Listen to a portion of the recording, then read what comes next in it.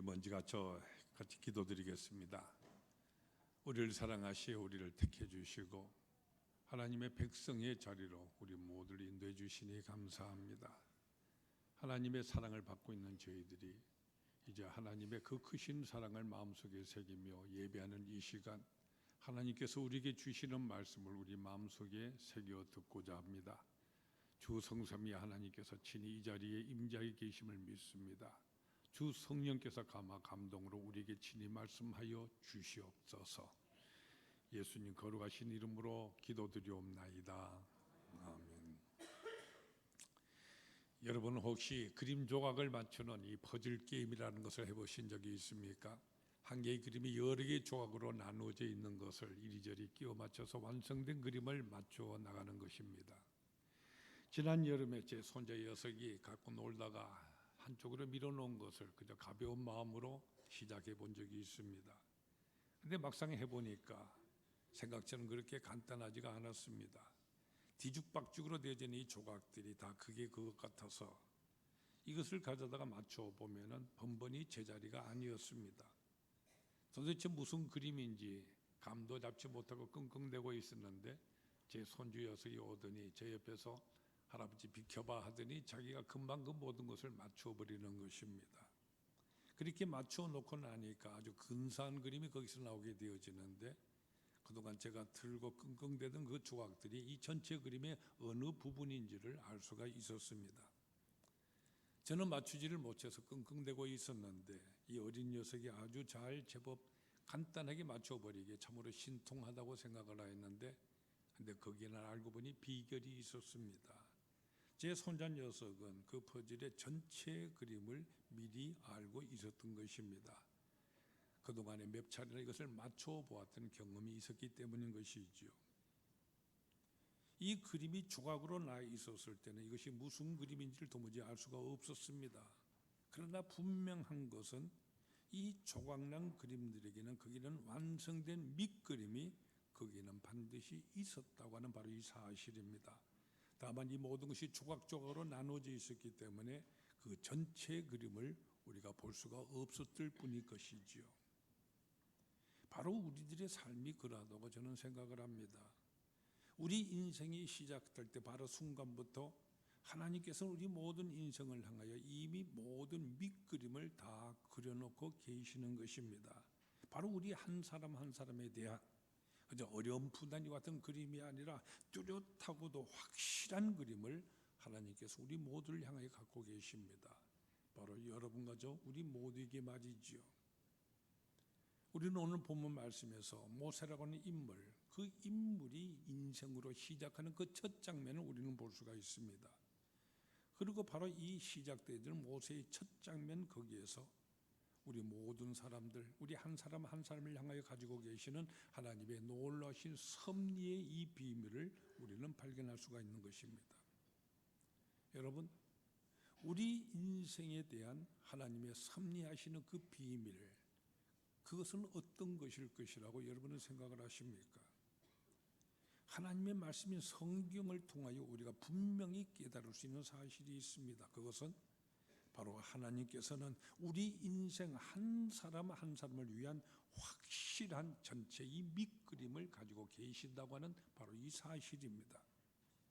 그렇기 때문에 우리 인생에 있어서 가장 중요한 사실은 그가 행복한 가운데서 태어났든지 또는 불행하게 태어났든지 또는 평화 속에서 태어났든지 또는 전쟁하는 가운데 태어났든지 부모 밑에서 태어났든지 또는 미혼모모에서 태어났든지 또는 태어날 때보다 불구로 태어났든지 또는 건강에 태어났든지 간에 하나님께서는 우리 인생을 위하여서 그 한 사람 한 사람에게 확실한 밑그림을 가지고 계신다는 이 사실부터 우리는 분명히 깨달아야 한다는 바로 이 사실입니다.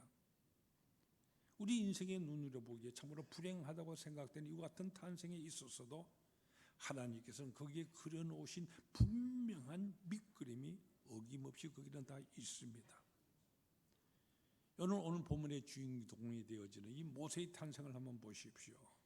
이 모세의 탄생, 우리 인간적으로 볼 때는 분명히 그것은 불행한 탄생이었습니다.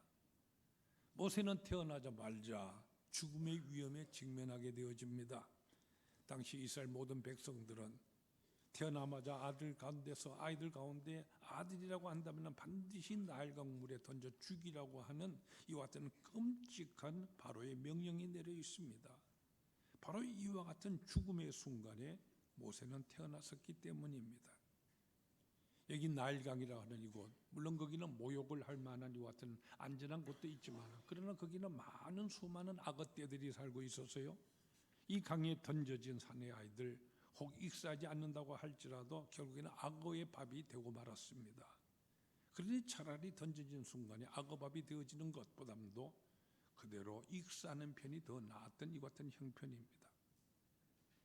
그러나 거의 모든 갓난이 사내 아이들이 이렇게 비참하게 죽어가는 이 같은 상황 속에서도 모세는 목숨을 걸고 감추어 놓는 이 어머니의 정성으로 살아남게 됩니다. 그러나 그것도 석 달이 한계였습니다. 날이 갈수록 커져가는 이 아이, 그 울음소리가 커지기 때문에 더 이상 감출 수가 없게 된 것이지요. 결국은 갈대 상절을 가다가 거기에 역청과 나무지 넣어서 방수 처리를 하고 아이를 그 속에 담아서 나일강에 가서 갈대 그 숲 사이에 둘 수밖에 없었습니다. 여러분, 이때 그려지는 이 모세의 인생의 모습을 한번 그려보십시오. 생명을 종식시키는 것 같은 죽음과 희망을 꺾어버리는 절망이 거기에 있었고, 해결의 끝이 보이지 않는 여러 가지 문제들이 뒤엉켜 있는 것이 바로 아무것도 모르게 태어난 이 천진난만한 아기의 이 모세의 처음 모습이었습니다. 그러나 여러분, 모세의 이와 같은 불행한 탄생 속에 이미 하나님은 모세로 가는 전체 인생의 밑그림을 가지고 계셨습니다. 이 모세의 탄생의 불행한 이 순간은 단지 모세를 향하신 하나님의 밑그림이 이루어지기 시작했다는 것 같은 의미였을 뿐입니다. 여러분 보세요. 바로왕이 내린 잔인한 명령, 모세의 어린 생명을 위협하고 있었습니다. 그러나 그것이 없었다라고 한다면 모세를 향한 하나님의 밑그림은 완성될 수가 없었을 것입니다. 만약 이 잔혹한 바로 왕의 이와 같은 잔혹한 명령이 없었다고 생각해 보십시오. 그렇다고 한다면 모세는 강에 버려지지 않았을 것입니다. 공주의 눈에 발견되는 이와 같은 일도 없었을 것입니다. 그리고 그랬더라고 한다면 바로의 궁궐에서 애굽의 왕자로서 이 훌륭한 교육을 받을 수도 없었을 것이고, 민족의 지도자로서의 준비 또한 그는 갖출 수가 없었을 것입니다. 그리고 그랬더라고 한다면 결과적으로 모세는요, 그저 평범한 히브리 노예의 한 사람으로서 그의 온 일생을 살아갔을 뿐일 것이고, 이와 함께 이스라엘 백성들, 그들의 애굽에서의 노예 생활, 이것을 벗어나지도 못한 채 영원토록 역사의 저편으로 사라져 버렸을지도 모르는 이와 같은 일입니다. 그러나 하나님께서는 이 모세로 하여금 바로 80년 후에 애굽의 왕이 되었을 이 람세스 대제와 동등한 환경에서 교육과 훈련을 받으면서 이 어린 시절을 자랄 수 있도록 하셨습니다. 이후에 그와 당당하게 모세가 대결하지 않습니까? 바로 그렇게 해서 이스라엘 백성을 구출하기 위하여서 이렇게 어린 시절 왕실의 교육으로서 모세를 준비시키셨던 것입니다. 아마도 이 같은 준비가 없었다고 한다면 모세는 그에게 주어진 이 큰 사명을 결단코 감당할 수가 없었을 것입니다. 여러분, 우리 인생 모두를 향해 가지고 계신 하나님의 이 밑그림은 그저 희미한 것 같은 그림이 아닙니다. 뚜렷하고 아주 확실합니다. 이것은 선명합니다. 모세를 향한 하나님의 이 밑그림, 그것은 전체 그림을 보았었을 때 담대한 모습으로 이스라엘 백성들 애굽에서 인도하여내서 가나안으로 인도해 나가는 민족의 영도자로서의 모습이었습니다. 이와 같은 밑그림이 거기에는 있었던 것이지요. 이것은 모세의 경우만이 아닙니다.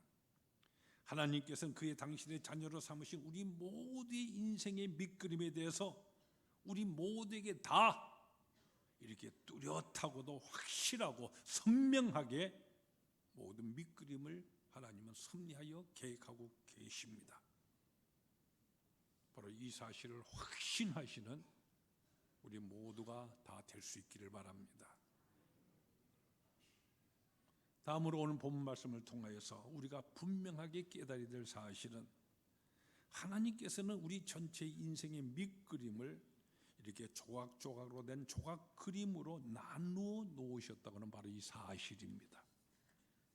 그렇기 때문에 때때로 우리가 겪게 되지는 우리 인생의 고난, 이것은 하나님께서 나누어 놓으신 이 퍼즐의 한 조각에 불과한 것이라는 사실을 우리는 또한 깨달아야만 됩니다. 여러분, 모세의 경우를 보세요.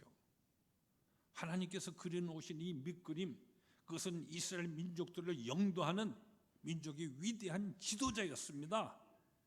그러나 그의 인생의 첫 시작의 첫 조각은 어떠했습니까? 태어나자마자 죽느냐 사느냐는 이와 같은 고비를 수차례나 겪게 되지는 참으로 고단하고도 아슬아슬한 이와 같은 인생의 그림 조각이었을 뿐이었습니다. 인생이란 이 그림을 보는 이 하나님과 우리 인생의 사이에서는 시각 차이가 있습니다.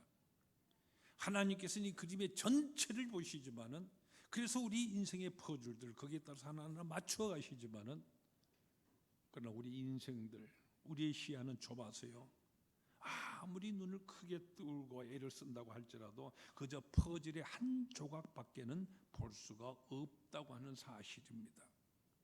이 점이 바로 우리 인간으로서의 한계인 것입니다. 그 때문에 우리는 자칫 현재 이 한 조각 퍼즐을 들고 그것이 인생을, 그 조각이 참으로 어둡게 되어지면은 내 인생 전부가 어두운 것으로 생각하고 견디기 어려워합니다. 내 인생 지금 들고 있는 그림 몇 조각이 힘겨우면은 아예 내 인생 전체가 불행하다고 이렇게 생각을 합니다. 그래서 입에 여러 가지 불평이 가득해집니다. 쉽게 좌절하기도 하고 낙담도 하고 자기 인생을 비관해버리고 맙니다. 그리고 그럴 수밖에 없는 것이 이 잔인한 바로의 명령을 따라서 태어나자 이 수장되어지는 갓난 아이들이 비명의 배은이 같은 그림 조각 속에서 우리들의 작은 믿음으로서는요, 그 어떤 신락 같은 구원의 희망조차도 거기는 보이지 않는 것이 사실입니다. 목숨을 걸고 석 달을 숨겼지만은, 그러나 마침내 이 아이를 더 이상 숨길 수가 없기 때문에 갈대상자에 담아서 날 향해 띄어야 하는 이 어머니의 슬픈 눈물이 서리는 그 조각 그림 속에서 우리는 우리의 이 짧은 시야로서는 그 어떤 희망의 빛도 보이지 않는 것이 사실입니다. 그러나 여러분, 이러한 가운데서도 우리가 믿음을 잃지 않고 소망을 가질 수 있는 것은 하나님께서 맞춰 나가는 우리들의 인생은 지금 이 조각 여기에서 끝나지 않는다고 하는 사실입니다. 우리는 그 첫 조각 속에서 아무런 희망도 찾아볼 수가 없지만은, 그래 여러분 보세요. 하나님이 그려놓으신 인생 퍼즐 거기서 끝나지를 않고 계속이 됩니다. 이 모세의 경우 그 다음의 조각의 퍼즐은 어떻게 이어져 나갑니까?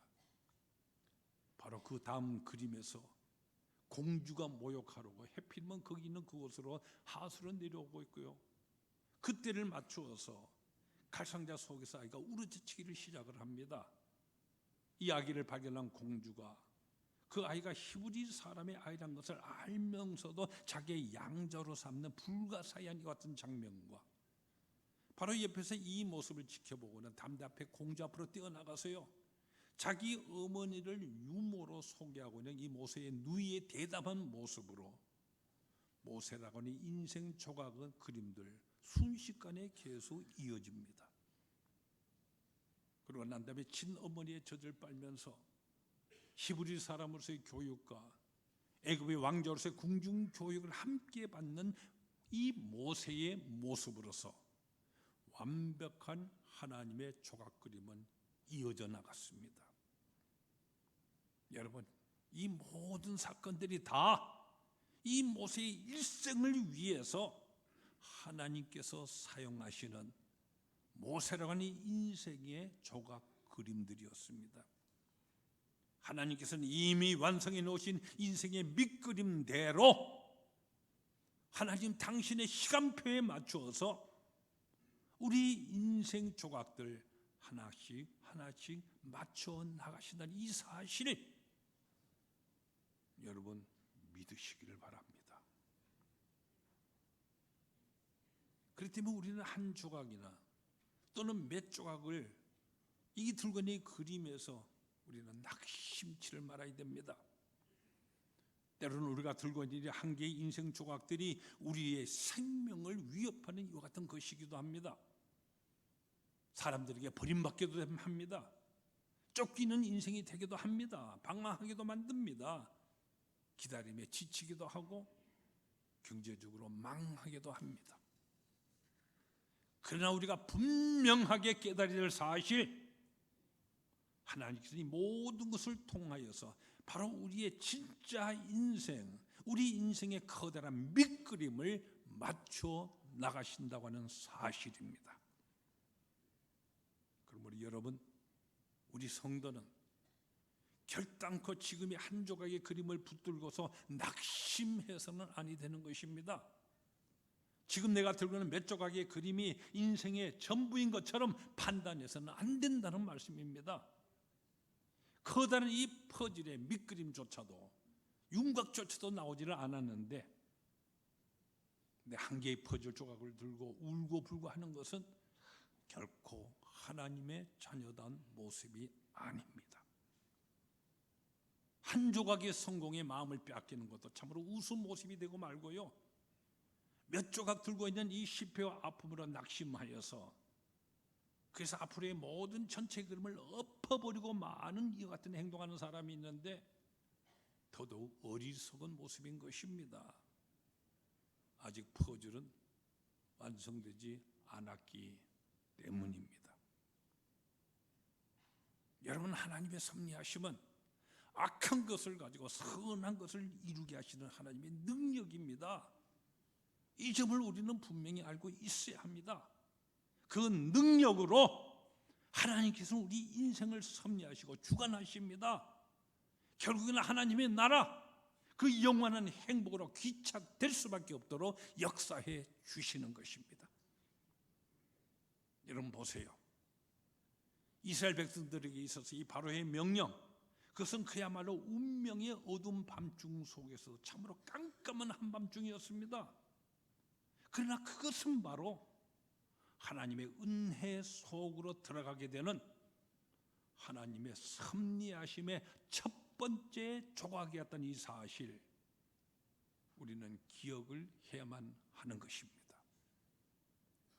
그러므로 바로 여기에서 우리 인생이 결단해야 될 가장 중요한 사실이 있습니다. 그것은 하나님께서 나의 인생을 밑그림대로 맞춰 나가실 수 있도록 우리 모두는 믿음으로써 내 자신을 하나님께 내어 드려야만 한다는 바로 이 사실입니다. 하나님께 순전히 위탁해야 된다는 사실입니다. 어느 분이 공원에 있는 느티나무 잎이 겨울이 왔는데도 다 떨어지지 않는 것을 보고는 자기 딴에는 아주 시적인 감흥에 젖어서요, 아마도 저 잎은 세월이 아쉬워서 저렇게 붙어있는가 보다 이렇게 읊조리고 있었습니다. 그랬더니 그 옆에 있던 그 친구들은 가수원을 하는 친구가 있었는데 그 나무를 보고는 대뜸 하는 말이 저 나무 기름기가 없구만 그러더라는 겁니다. 나무를 키우고 있는 이 친구의 경험에 의하면요, 겨울이 왔는데도 이 떨어질 나무 잎이 떨어지지 못하는 것은 나무가 이 잎사귀를 전부 떨굴 만한 힘이 없기 때문에 그런 것이라고 합니다.